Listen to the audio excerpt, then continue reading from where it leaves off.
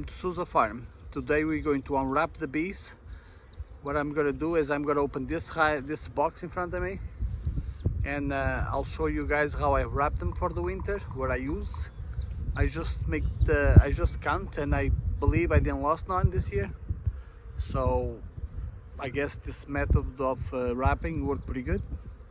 So I'm going to take this one apart. I'll show you the things I use, and then I'm going to unwrap them all off video, and that's it. So they're flying pretty good. It's about 15 degrees right now. Tomorrow is supposed to be 25 degrees, so I gotta unwrap them because there's a black and it's foam in there, it will get really hot inside the hive, and that's gonna be a problem.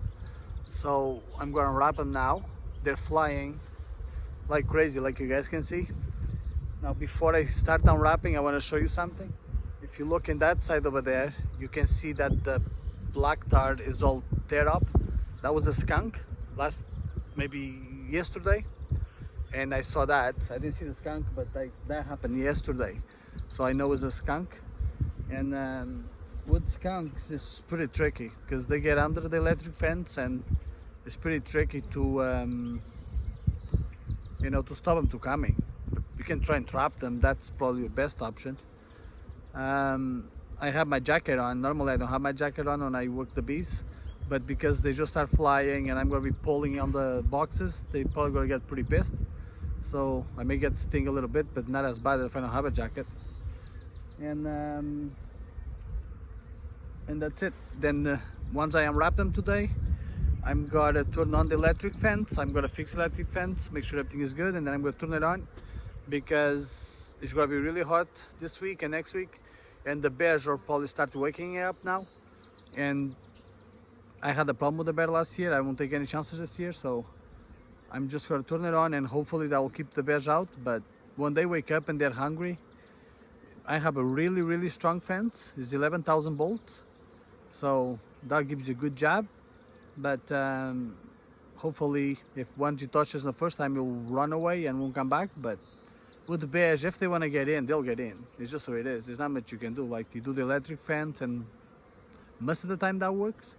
But at the end of the day, it's just, how hungry are they, and if they want to get in, they'll get in. So anyways, we gotta unwrap this one, and I'll show you.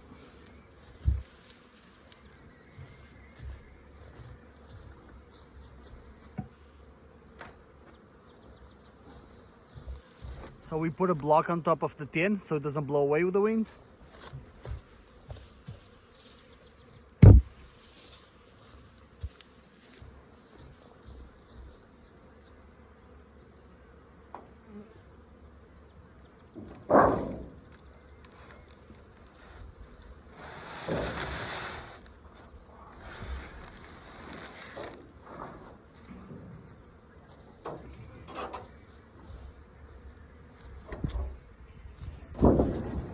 This is just a pool wall that my neighbor gave me. He gave me a whole roll. It has rust on it, and he took the pull down, so you can use it anymore.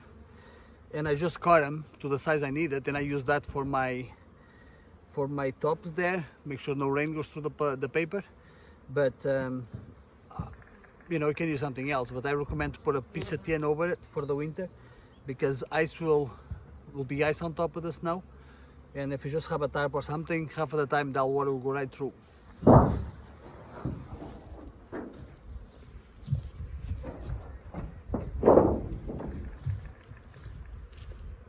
So now what we gotta do is we gotta put the black, we gotta pull the black paper, and they're gonna get pretty pissed because it's stapled to the top and it's stapled to the boxes.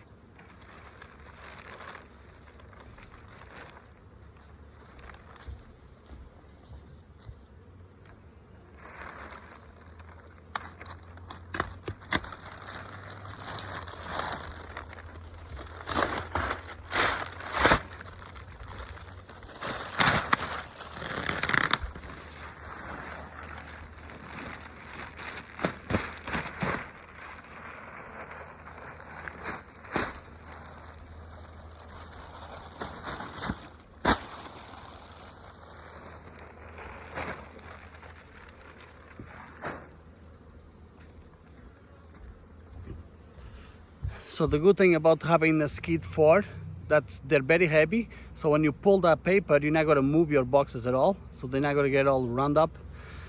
So that's why I have them in skids like that. So now what I'm going to do is I'm going to put that white foam. So that's that one is just a waterproof black paper, black they use it for like tie back, so it's like a black tie back. It is waterproof, that's very important. Now this one is just a roll of they use this for the floor, so it's just a foam. It's about a 1/4-inch thick foam, and it's just like you can buy this in any hardwood store. They use them to put them under hardwood or laminate floor, and this works pretty good because this will create some vapor barrier between the outside and the inside, and then the black plastic in the other side will heat up. That's why I use black, because when the sun shines on it in the winter, you will get warm, and that's what you want. You want to warm up the box. On top I have 2 inches foam.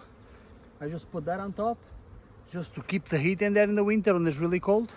Now, depending on your climate, over here is really cold, but if you don't get that cold, you don't need to do the foam. So we'll take our foam off.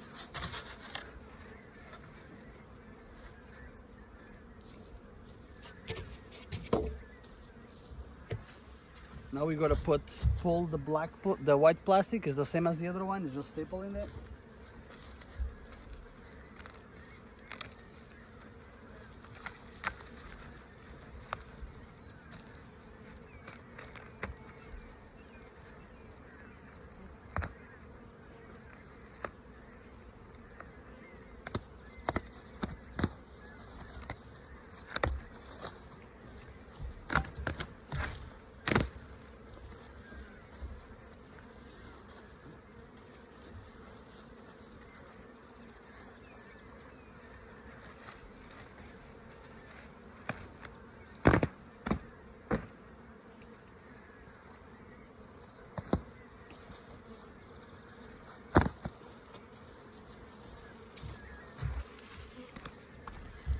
So I think that stinks. That's pretty good. As you see, this is gold in one side, so it's reflectable paper, like for the heat will stay in the inside, and then it's foam in the outside. So that's about as thick as it is. And because it has that gold, sometimes you can get them in silver too, this will reflect the heat coming from the hive in the winter back inside. So you don't lose as much heat with this. This works really good. I really like this. And it's really cheap. You can get a roll of this. A roll will last you, depending on how many hives you have, a long time. Because I cut them in half, because the long is 4 feet. And I wintered them in a single box, like you guys can see. So I'm gonna keep those, and what I'll do next year, I'll try to mash the holes. If I cannot mash the holes on it, I'll tape the holes, and I'll try to use it again. So you can basically, you know, depending how much you pull it out and how you do it, you can probably reuse those things over and over again.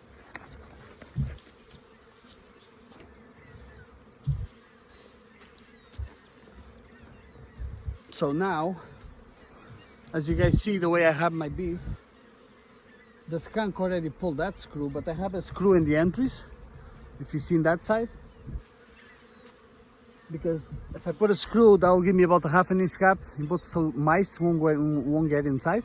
So I put the screw for the winter. I'll be taking that off soon.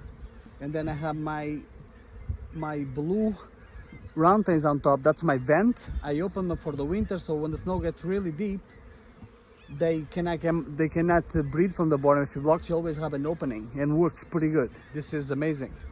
And then you can close them, because you can turn them, and you can close them if you want to transfer the bees. So that's it. That's pretty much it. So I'm not gonna mess with them anymore now. I'm just gonna let them be, so they'll figure out the entrance, because they'll see the colors. That's why I have yellow and green. So remember, on the other side is the same thing. One will be yellow, one will be green. And then what I do, I'll come with my tractor and I'll pick up 2 hives at a time, because they're in two hive skids. They're just back to front, and I'll put them in their spot where I'm gonna have them, and they'll be fine. You know, it'll be the first day they'll have to figure out, oh, we got moved. So normally I'll do it early in the morning or late at night on their inside, and then we gotta go through this week, probably tomorrow, after I'm done putting them in place and all that. we gotta go through and open them up and see how much food they have, and see if they need to be fed or not, and then we'll check for mites. Now they already bring in pollen in, so that's good. So that means they're already starting their brood nest. So that's pretty much it for the bees. That's how we set up for the winter. That's how we winter, in a single box full of food, and that's pretty much it. We will feed sugar, water there if they need food. If they don't, we won't feed anything. And then we're gonna keep an eye on them, and anyways, we'll be making videos how the process is. So I'm gonna finish unwrap.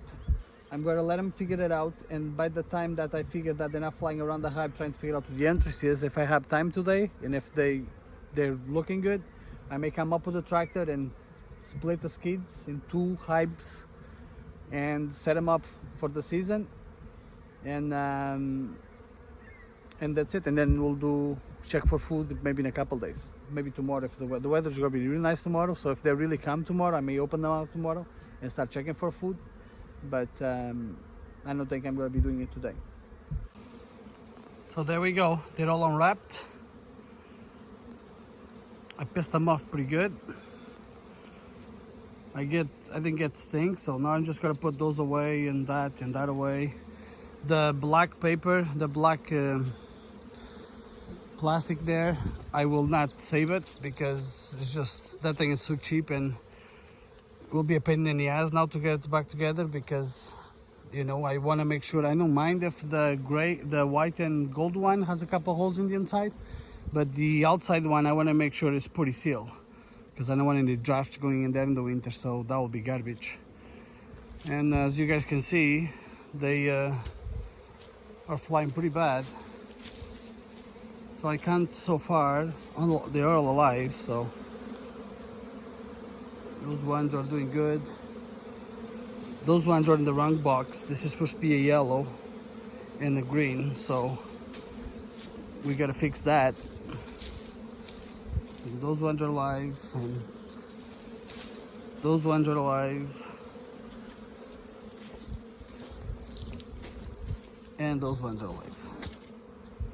So that's pretty much the operation here. So I count 16 out of 16. So that's pretty good. No losses at all. And they are flying. They are definitely flying good. And I don't know if I'm going to be able to get it on video now because they're pretty pissed. But you can see there.